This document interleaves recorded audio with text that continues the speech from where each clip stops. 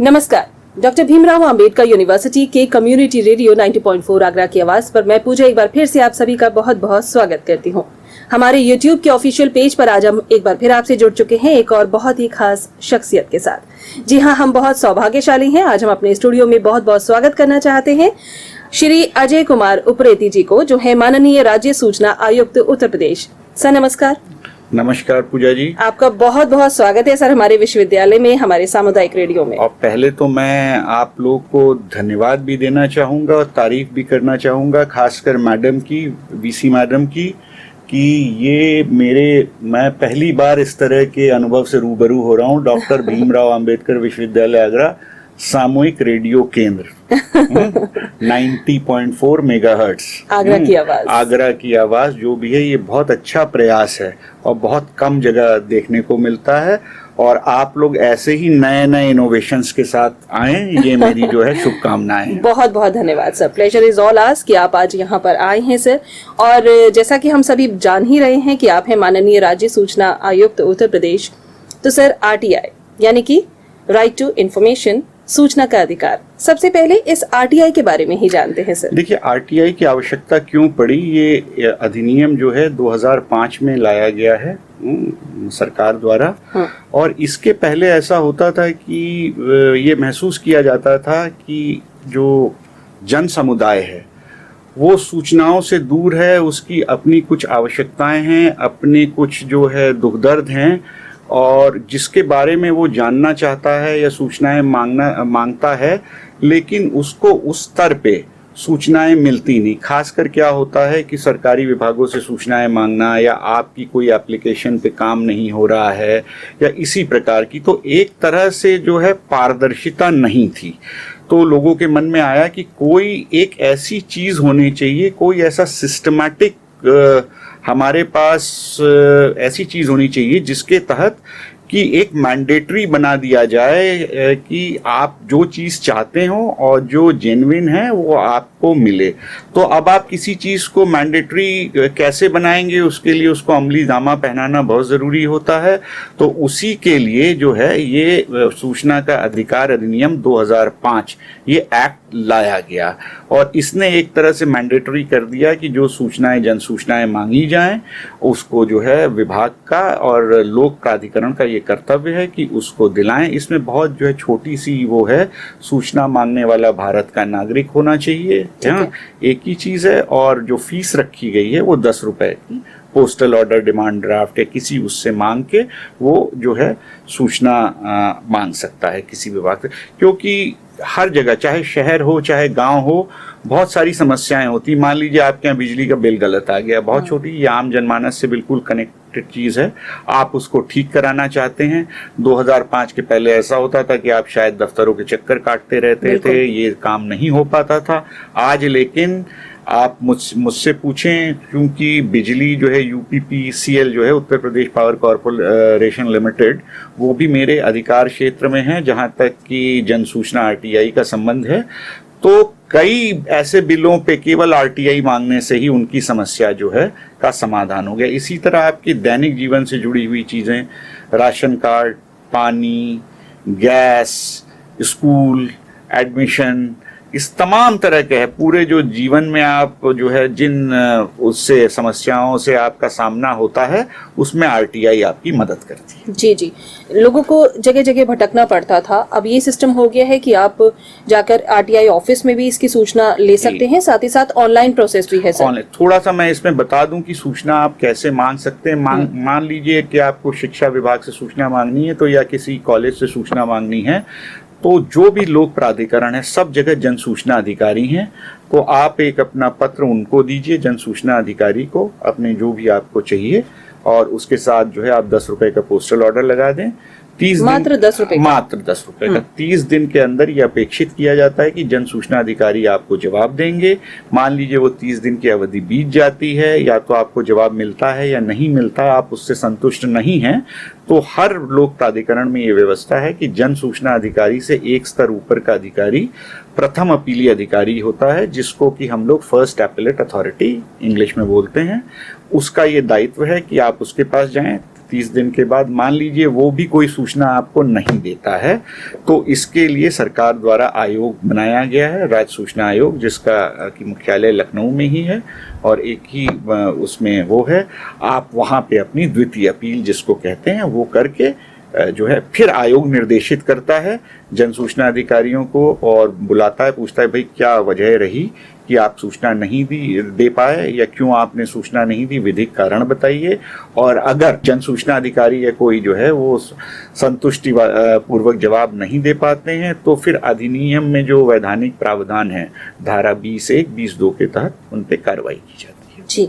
और सर अगर हम ऑनलाइन प्रोसेस की बात करें तो वो किस तरह से है सर? ऑनलाइन भी आप फाइल कर सकती हैं आरटीआई, उसका भी जवाब वो लोग ऑनलाइन ही देते हैं। हालांकि और वो मान्य है? हाँ बिल्कुल मान्य है। हालांकि दूर दराज जो है ग्रामीण क्षेत्र है वहां पे अभी ये सुविधा नहीं हुई है, लेकिन काफी जगह जो है सुविधाएं हो गई हैं। और एज सूचना आयुक्त जो मेरा अनुभव रहा है कि जनता बहुत जागरूक है इस अधिनियम को लेकर और इसका भरपूर इस्तेमाल भी कर रही है और फायदा भी उनको जो है बहुत पहुंच रहा है। जी जी जी।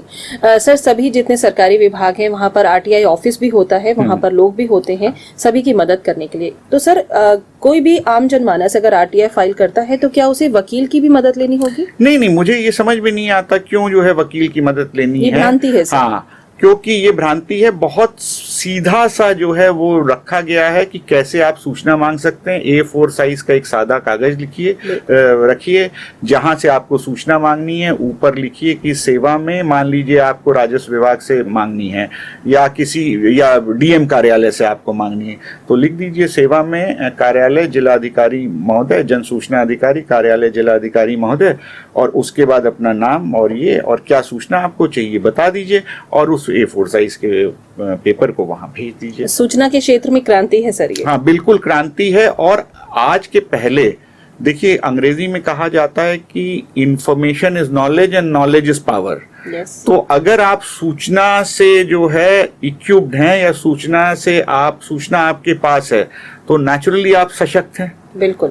तो ये आरटीआई जो है जन साधारण को सशक्त करने का बहुत ही तगड़ा माध्यम। बिल्कुल। और गलत और अधूरी जानकारी वहीं सर्वनाश की ओर ले जाती है। हाँ, गलत और अधूरी जानकारी को तो कोई भी गलत जानकारी जो है वो आपके हित में नहीं है। जी जी जी। तो इसी पर सर आगे बढ़ते हैं। आरटीआई का जहां लोग सदुपयोग करते हैं वहीं आजकल देखा जा रहा है कुछ लोग दुरुपयोग भी करते हैं। प्रतिदिन आपके पास भी सर बहुत सारी ऐसी एप्लीकेशंस आती होंगी या आरटीआई ऑफिसर्स के पास आती होंगी, वो लोग भी उसको डील करते होंगे जिसमें बाद में लगता है कि हाँ समय भी व्यर्थ हुआ। अगर हम विश्वविद्यालय की ही बात करें सर तो बहुत सारी पुरानी डिग्री मार्कशीट्स को लेकर समय समय पर जो लोग खाली बैठे हैं वो ही आरटीआई फाइल कर देते हैं और बाद में पता चलता है कि उसमें कुछ नहीं था।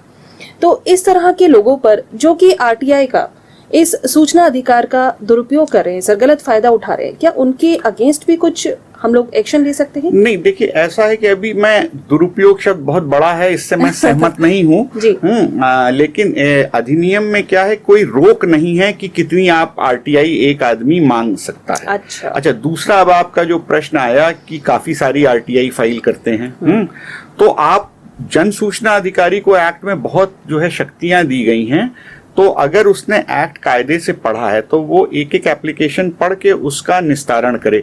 देखिए एक्ट में और एक नियमावली भी जो है उत्तर प्रदेश सरकार ने बनाई थी 2015 में, उसमें स्पष्ट लिखा हुआ है कि आपको कहीं से सूचना का सृजन नहीं करना है, सूचना का संकलन नहीं करना है, कोई आपको जो है लीगल ओपिनियन नहीं देनी है उसको। जन सूचना अधिकारी अगर मैं आपको बहुत सरल शब्दों में समझाऊं तो एक डाकघर के माफिक होता है। मान लीजिए एक डाकघर में क्या होता है कि चिट्ठी किसी ने डाली, आपको दूसरे पते पे डाकघर पहुंचा देता है। तो इसमें ये कि सूचना आपसे मांगी गई, आपने वो सूचना उठा के दे दी। अच्छा, कई बार दिक्कतें इसलिए आती है कि जन सूचना अधिकारियों को एक्ट का जो थोड़ा ज्ञान नहीं होता, या मैं कहूँगी समुचित ज्ञान नहीं होता, तो इससे वो घबरा जाते हैं। तो आपको बिल्कुल घबराने की आवश्यकता नहीं है। मेरा जो आपको सुझाव है उसमें कि एक्ट को आप बहुत अच्छी तरह से पढ़ लें, और एक्ट को अगर आप बहुत छोटा सा एक्ट है, उसमें कोई बहुत बड़ी धाराएं नहीं हैं, और नियमावली को आप पढ़ लें, बहुत छोटी सी धाराएं हैं, और उसी के क्रम में आप इसको निस्तारित करें तो बिल्कुल दिक्कत नहीं होगी। हाँ, ये है कि कई बार आपका सवाल था कि बहुत पुरानी सूचनाएं आपसे मांगी जाती, जैसे 1960 हो गया, कुछ आपने साल बताए 55 हो गया। तो अगर वो सूचना आपके जो है पास नहीं है, या आपके, अब मैं बल्कि इसको और थोड़ा सा जो है नैरो डाउन करूंगा, सख्त करूंगा, अगर आपके जो है अभिलेखों का वो भाग नहीं है तो आप बिल्कुल उनको मना कर सकती हैं कि भाई जो है आपने ये मांगा था, ये सूचनाएं हमारे अभिलेखों का भाग नहीं है, लिहाजा ये आपको दी नहीं जा सकती हैं। वो उसको स्पष्ट बता दें तो उसमें कोई ऐसी जो है समस्या उसमें नहीं, आगे कोई इशू नहीं होगा। नहीं, कोई इशू नहीं होगा। आगे यही होगा, वो प्रथम अपीलीय अधिकारी के पास जाएगा। अच्छा, अगर प्रथम अपीलीय अधिकारी के जवाब से नहीं संतुष्ट होता है तो आयोग में आएगा। तो आयोग भी जो है अधिनियम और नियमावली के हिसाब से ही चलेगा, वो 1 इंच भी इधर उधर नहीं खिसकेगा। तो जब इसमें लिखा हुआ है नियमावली में कि जो आपके पास है आप वही दें, तो आप उसी को दीजिए। उसमें कोई, मेरे ख्याल से बहुत कोई दिक्कत वाली बात नहीं है। ठीक ठीक ठीक सर, जागरूकता नहीं है अभी, सभी लोगों को प्रॉपर जानकारी नहीं है, जैसे आप कह रहे हैं आरटीआई ऑफिसर्स को भी अधूरी जानकारी है, इसलिए आप आगरा शहर आकर समय समय पर, इसीलिए मेरा हमेशा प्रयास ये रहता है कि एक प्रशिक्षण कार्यक्रम कुछ जगहों पे जो है किया जाए। और इससे क्या होता है कि एक्ट को जो है लोगों को, जन सूचना अधिकारियों को बताने में बहुत सहायता मिलती है। और जहां जहां मैंने इस तरह के प्रशिक्षण शिविर आयोजित किए हैं उसके बाद बड़ा अंतर देखने को मिला है, उनमें बहुत विश्वास आ गया है। और जो है सूचनाओं और या आरटीआई एप्लीकेशंस का वो बहुत त्वरित गति से समय सीमा के अंदर जो है समाधान करते हैं। जैसे यहाँ पे प्रशिक्षण हो रहा था तो एक 15 सूत्रीय हमने इनको फॉर्मूला दिया कि आप कैसे करें। तो इसमें मोटी मोटी चीज है, मैं आपको बता देता हूँ। एक तो आवेदन जब आपके पास आता है तो कोशिश ये है कि 30 दिन के अंदर उसका आप जवाब दे दें, और जो भी उसको भेजें तो स्पष्ट रूप से भेजें, मतलब कोई घुमा फिरा के आप सूचना मत दें, बिल्कुल स्पष्ट रूप से आप उसको भेजें।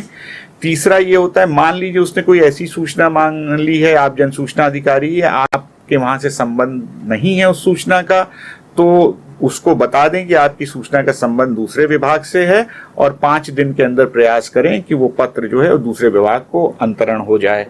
ठीक है, सूचना जो आप उसको दें स्पष्ट दें, हस्तलिखित मत दें। जन सूचना अधिकारी जब भी आयोग में आए तो जो है या तो स्वयं उपस्थित हो, या किसी यथोचित वरिष्ठता के अधिकारी, मान लीजिए कई बार परिस्थितियां ऐसी होती हैं कि जन सूचना अधिकारी स्वयं उपस्थित नहीं हो पा रहा, तो किसी दूसरे वरिष्ठ अधिकारी को अपना प्रतिनिधि बना के भेज दें। बस उसके साथ राइडर यही है कि उसको एक अधिकार पत्र आप दे दें। तो ये बहुत सिंपल सी चीज है, आपको 2 ही चीजों का ध्यान रखना है।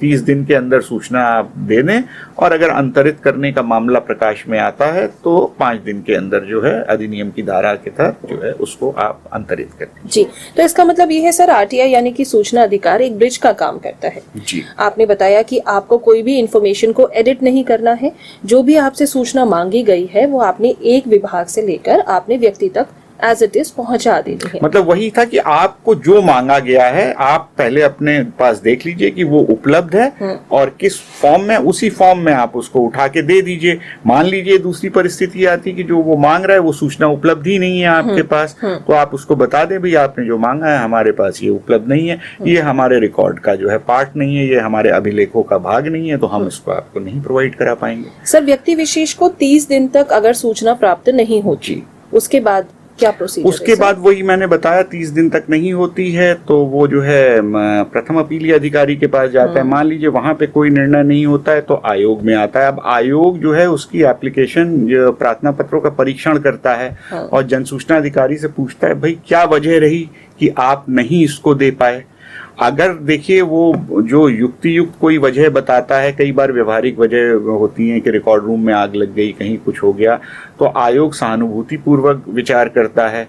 इसमें विलंब पे ही ज्यादा दंड लगता है। देखिए विलंब भी 2 तरह का होता है, एक होता है इंटेंशनल डिले जो कि जानबूझ के किया गया हो, एक होता है इंस्टीट्यूशनल डिले संस्थागत जो है। तो संस्थागत जो विलंब होता है उसमें जो है आयोग सहानुभूति पूर्वक विचार करता है, क्योंकि मान लीजिए सूचना का संबंध आगरा के किसी छोटे गांव से है, हाँ, और वो लखनऊ में किसी प्रमुख सचिव के दफ्तर से मांग ली गई हो या मुख्य सचिव के दफ्तर से मांग ली गई हो, तो अब वहां से पत्राचार होगा, पत्राचार संबंधित विभागों से चलता हुआ जिला अधिकारी के पास आएगा, फिर जहां से भी सूचना का संबंध है सीडीओ बीडीओ इनके पास जाएगा। तो जो ये कार्यप्रणाली है इसमें समय लगता थोड़ा है, समय लगता है। तो उसमें ये जो 30 दिन का ये हम लोग जो है श्रम में है ये चीज, क्योंकि उसका भी जो है कि जहां से मांगनी चाहिए वहां से न मांग के उसने सूचना दूसरी जगह से मांगी है। हाँ, तो इसमें जन सूचना अधिकारी का जो है कोई फॉल्ट नहीं है, क्योंकि जब उसको प्राप्त होगा तभी तो वो सूचना दे पाएगा चिट्ठी, तो उसका हम लोग संज्ञान लेते हैं। हाँ, अगर इंटेंशनल डिले है, देखिए इसमें 25,000 का दंड लगता है। धारा 20 के सबसेक्शन 1 में दंड की जो गणना होती है 250 रुपए प्रतिदिन के हिसाब से होती है। तो जितने दिन का विलंब होता है उसको गुणा करके दंड लगाया जाता है। और दंड क्यों लगता है कि या तो जानबूझकर वो सूचना नहीं दे रहा है, या सूचना को उसने नष्ट कर दिया है, या सूचना जो मांगी गई है वो नहीं दे रहे हैं, घुमा फिरा के दे रहे हैं, वादी को और आयोग को भ्रमित करने का प्रयास करने। तो यही 3-4 चीजें हैं जिसपे जो है दंड लगाया जाता है, क्योंकि ये जो है इंटेंशनल डिले में आ जाता है, जानबूझकर देरी की गई प्रक्रिया में आता है। जी। वही बात है कि इसमें फिर व्यक्ति विशेष को बार बार चक्कर लगाने पड़ेंगे, बार चक्कर लगाने पड़ेंगे। हाँ, और दूसरी ये भी चीज है ना कि आपका कर्तव्य है, चूंकि आप एक पद पे बैठे हैं, एक जो है संसद द्वारा अधिनियम के तहत आप काम कर रहे हैं, तो ये आपका सबसे पहला कर्तव्य है कि जो उसमें प्रावधान बताए गए हैं उनका आप अनुपालन कीजिए। जी बिल्कुल, बहुत अच्छी जानकारी सर आज आप हमारे साथ साझा कर रहे हैं, और इस सब का फायदा हमारे जितने लिसनर्स हैं और खासतौर से हमारे जितने भी यूट्यूब के जितने व्यूअर्स हैं वो भी इसका फायदा उठाएंगे। और खासकर स्टूडेंट्स को भी बहुत फायदा होगा, क्योंकि वो भी आए दिन अपने जीवन में बड़ी सारी समस्याओं का सामना करते हैं। तो आरटीआई एक बहुत सशक्त हथियार है और उसका वो खूब इस्तेमाल करें। जिन्होंने नहीं किया है वो शुरू करें, लेकिन सही तरीके। हाँ, सही। देखिए हर चीज में सही तरीका होना जरूरी है कि आप वो सूचना मांगिए जिसकी आपको आवश्यकता है। वही मैं चाहती हूँ सर कि आज आप इतने बड़े पद पर हैं सर, आप इतने लोगों से मिल रहे हैं, आप इतने लेक्चर्स आपने दी, इतने शानदार आपके लेक्चर्स होते हैं सर कि लोग उसको बहुत ही एंजॉय करके आपकी जानकारियों को ग्रैब कर रहे हैं। शुक्रिया। तो मैं ये चाहती हूँ कि हमारे जितने भी स्टूडेंट्स हैं सर, इन सभी को आप क्या उनके अच्छे भविष्य के लिए, उज्जवल भविष्य के लिए आरटीआई से जोड़कर क्या संदेश देना चाहते हैं? भाई मैं उनसे ये कहता हूँ कि पहले तो उनको उज्जवल भविष्य की शुभकामनाएं, और ये एक ऐसा अधिनियम है जो कि आपको सशक्त करेगा। भाई हर आदमी जीवन में जो है सशक्त होना चाहता है, तो ये ऐसा अधिनियम है, ये आपको सशक्त करेगा। और आरटीआई का खूब इस्तेमाल कीजिए और देखिए कि कैसा आपको लाभ होता है, और आप अपने आप को बहुत ही सशक्त और सुदृढ़ पाएंगे। बिल्कुल, और आपकी जानकारी भी बढ़ेगी। जी बिल्कुल, जानकारी बढ़ेगी कैसी चीजें हैं। और हर आदमी हमारे यहाँ कुछ न कुछ जीवन में समस्याओं से दो चार होता है। पानी की समस्या हो गई, बिजली, ऐसा नहीं कि स्टूडेंट्स को नहीं आती है, उनके घर में नहीं आती है, तो वो इसका इस्तेमाल करें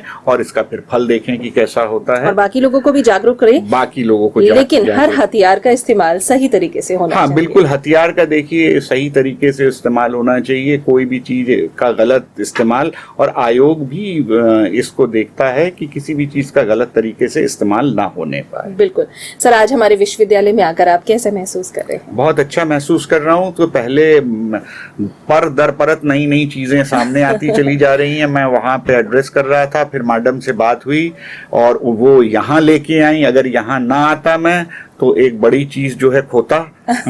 और दूसरी बात है कि स्टूडेंट से आपके ये संवाद उन तक पहुंचेगा। तो मुझे अपने दिनों की याद आ रही है कि जब हम लोग के बिजली के बिल ठीक ठाक नहीं होते थे, लेकिन हमारे पास कोई माध्यम नहीं होता था कि हम सूचनाएं मांगे। आज उनके पास माध्यम है, एक बहुत सशक्त हथियार है उनके हाथ में। इसका खूब भरपूर इस्तेमाल करें समाज की भलाई के लिए। सर, आप हैं अजय कुमार उप्रेती जी, माननीय राज्य सूचना आयुक्त उत्तर प्रदेश। आज आपने अपना कीमती समय निकाला सर, हमारे साथ इतनी अच्छी जानकारियां साझा की। सर आपका बहुत बहुत धन्यवाद। आपका भी बहुत बहुत धन्यवाद, और खासकर आपकी कुलपति महोदया का फिर एक बार बहुत बहुत धन्यवाद इस तरह की चीजों की शुरुआत करने के लिए। Thank you so much sir, thank you so much for being with us. Thank you. तो होगी आपसे फिर से मुलाकात, लेकिन अभी फिलहाल पूजा को दीजिए इजाजत। तब तक के लिए नमस्कार।